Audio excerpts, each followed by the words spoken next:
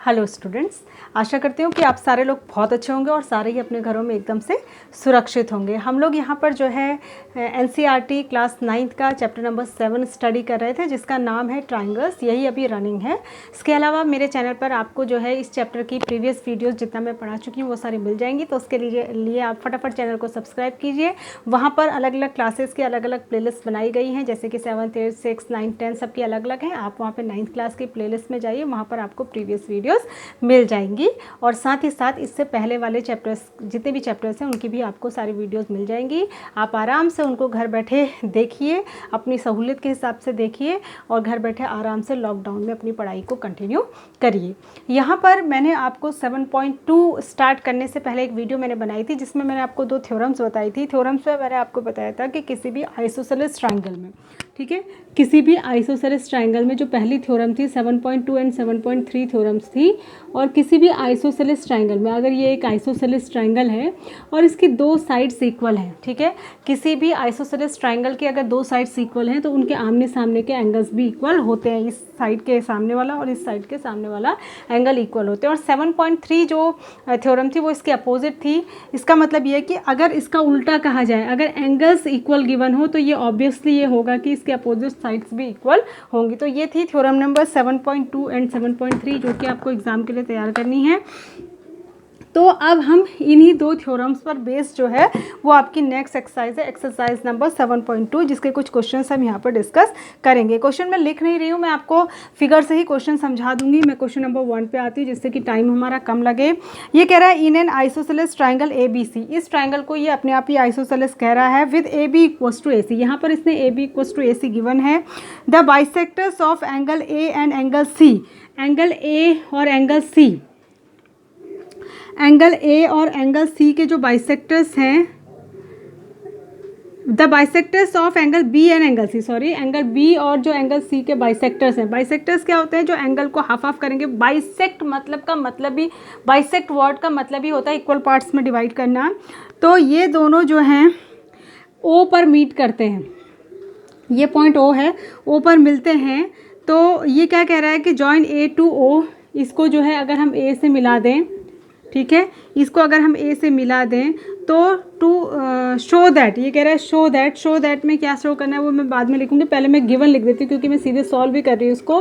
Given में आपको दिया है अ ट्राइंगल, ये आपको लिखना कंपलसरी होता है सारी चीज़ें। अ ट्राइंगल ABC वेयर, आप लिख देंगे जो जो भी आपको गिवन है। A triangle ABC where AB equal to AC and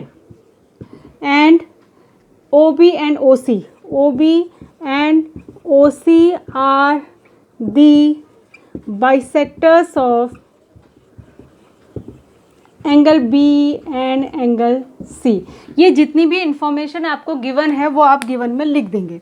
उसके बाद आप लिखेंगे टू प्रूव या टू शो एक ही बात होती है, लेकिन लिखते जब हैं तो टू प्रूव लिखा जाता है। आपको प्रूव क्या करना है वो भी आप मेंशन करेंगे। OB इक्वल्स टू OC, ये आपको पहले पार्ट में प्रूव करना है।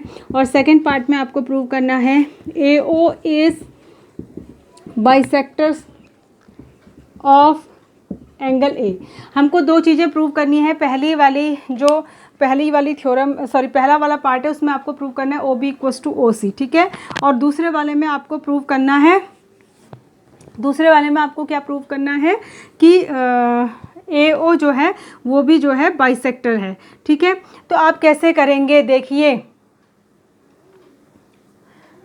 देखिए आप कैसे करेंगे। बहुत ही आसान है, ये बहुत आसान है।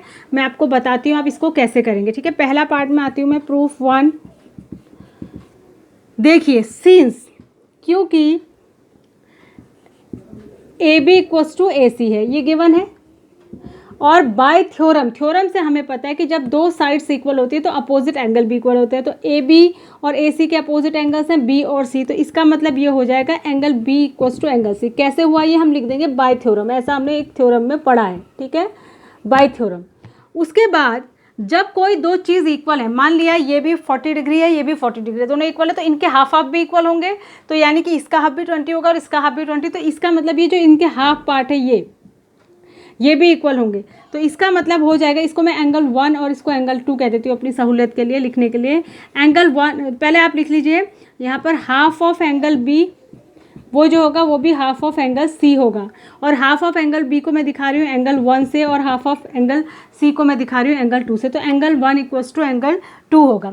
और जैसे ही ये हो जाएगा तो इस ट्राइंगल में देखिए OBC में, OBC भी तो एक ट्राइंगल है ना, तो OBC जब एक ट्राइंगल है और इसमें भी जब दो एंगल इक्वल है तो इसकी भी अपोजिट साइड्स इक्वल हो जाएंगी, तो इसकी अपोजिट है OB और इसकी इस एंगल की अपोजिट है OC, तो यहीं से आ जाएगा OB इक्वल्स टू OC, और यहाँ पर लिख देंगे बाय थ्योरम।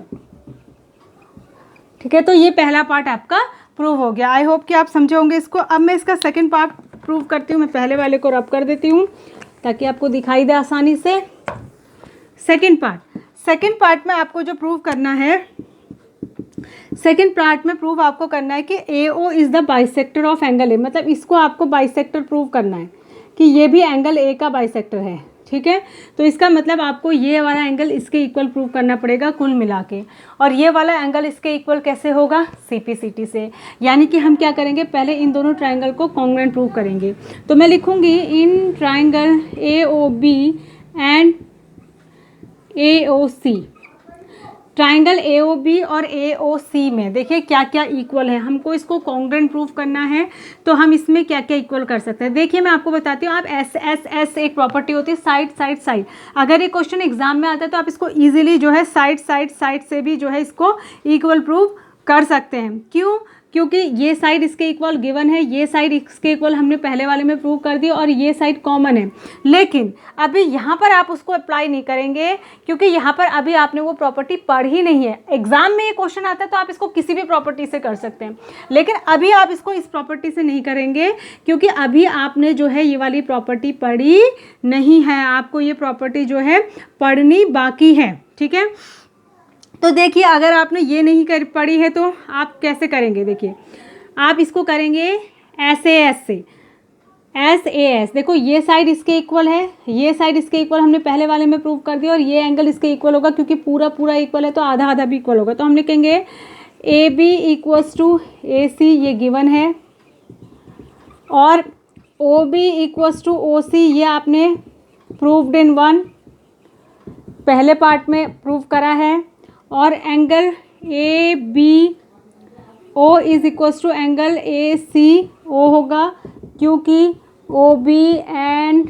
क्योंकि angle B equals to angle C है, और ये हाफ हाफ है। ठीक है, तो बाय SAS से क्या हो जाएगा, triangle AOB is congruent to triangle AOC, और जब ये कॉन्ग्रुएंट हो जाएंगे तो अपने आप ही ये इक्वल्स टू इसके हो जाएगा। तो इसका मतलब हो जाएगा एंगल BAO ये वाला angle is equals to CAO equals to angle CAO किससे हो गया, by CPCT corresponding part of the congruent triangle. और जब ये इक्वल हो गया तो इसका दूसरा मतलब यही हुआ कि AO is bisector of angle A। दूसरा मतलब यही कहा जाएगा AO जो है एंगल A का बाइसेक्टर है, इसको हाफ हाफ कर रहा है। ठीक है, तो ये था आपका पहला क्वेश्चन। बिल्कुल इसी तरीके से आप एग्जाम में करेंगे। एग्जाम में given, prove, to prove, construction सबके अलग अलग मार्क्स होते हैं, तो इन सब चीज़ों को मेंशन करना ज़रूरी है।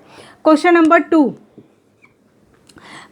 2 में ये कह रहा है इन ट्राइंगल ABC, यहाँ पर भी एक ट्राइंगल आपको ABC गिवन है, मैं बना देती हूँ। In triangle ABC AD is the perpendicular bisector of BC।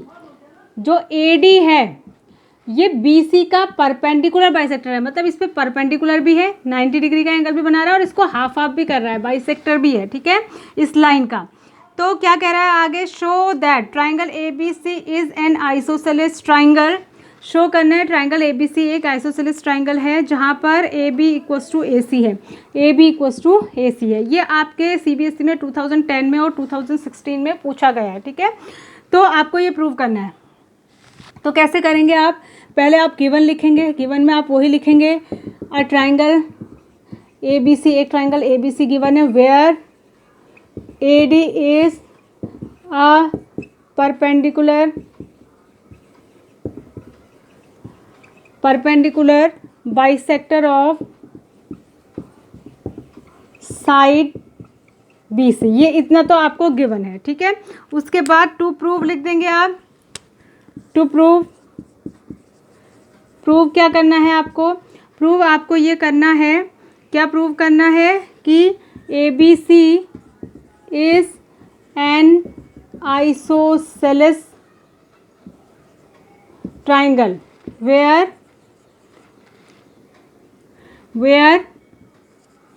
AB equals to AC, ये आपको प्रूव करना है। ठीक है, अब आप प्रूफ लिखेंगे, बहुत आसान है।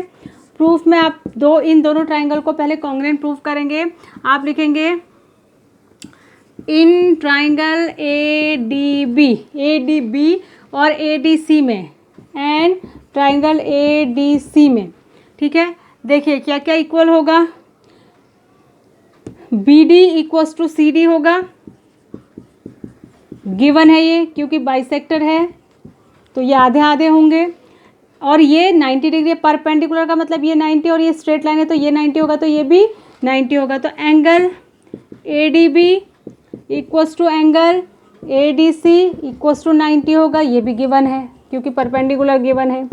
ठीक है, ये एंगल इक्वल हो गया। और AD equals to AD common है, इसको लिखते हैं कॉमन। ये दोनों ही ट्राइंगल्स को बनाने में एक साइड यूज़ हो रही है, ये इधर इसकी भी साइड है और इसकी भी, तो कौन सा हो गया? Side angle side, side angle side. तो हम क्या लिखेंगे? By SAS property. SAS property से क्या हो जाएगा? ट्राइंगल ADC जो AD जो B है वो कॉन्ग्रुएंट हो जाएगा ट्राइंगल ADC के, और जब कॉन्ग्रुएंट हो जाएगा तो अपने आप ही AB इक्वल्स टू AC हो जाएगा, किससे? CP/CT से। और इसी का दूसरा मतलब ये हुआ कि ABC एक क्या है? आइसोसेलेस ट्राइंगल है। आई होप कि ये आपकी समझ में आया होगा। एक क्वेश्चन हम और डिस्कस कर लेते हैं, उसके बाद हम ख़त्म करेंगे, फिर वीडियो बहुत लंबी हो जाती है। तीसरा क्वेश्चन है ABC is an isosceles triangle. ABC एक आइसोसेलेस ट्राइंगल है, ये रहा। ठीक है, ABC is an isosceles triangle, और इसमें जो है in which altitude BE and CF are drawn to sides AC and AB। यहाँ पर दो अल्टीट्यूड ड्रॉ कर रखे हैं। अल्टीट्यूड भी हमेशा 90 डिग्री पर ही ड्रॉ होते हैं, अल्टीट्यूड का मतलब हाइट होता है, और ये 90 डिग्री ही बनाते हैं। इसका नाम है CF और इसका नाम है BE, ये दो अल्टीट्यूड हैं। ठीक है, साइड्स ये, तो आपको show that these altitudes are equal, तो आपको प्रूव करना है ये अल्टीट्यूड इक्वल है, तो ये एंगल 90 डिग्री होगा, ध्यान रखेंगे। ठीक है, तो आप क्या करेंगे? देखिए, आप जो है इन दोनों ट्राइंगल को कॉन्ग्रुएंट प्रूव करेंगे। देखिए मैं इनको मार्क कर देती हूँ, एक ये वाला ट्राइंगल और एक ये वाला ट्राइंगल। इन दोनों ट्राइंगल को आप क्या करेंगे? तो हम पहले गिवन लिखेंगे। गिवन में आपको क्या दिया है? An isosceles triangle ABC where AB equals to AC। ठीक है, and BE and CF are two altitudes. Altitudes हमेशा 90 डिग्री पर ही ड्रॉ होता है, अल्टीट्यूड अगर नाम दिया है तो समझ जाइए। उसके बाद टू प्रूव क्या करना है आपको? आपको प्रूव करना है BE इक्वल्स टू CF की दोनों अल्टीट्यूड इक्वल हैं। प्रूफ में क्या करेंगे? प्रूफ में आप इन दोनों ट्राइंगल का नाम लिखेंगे, इन ट्राइंगल ABE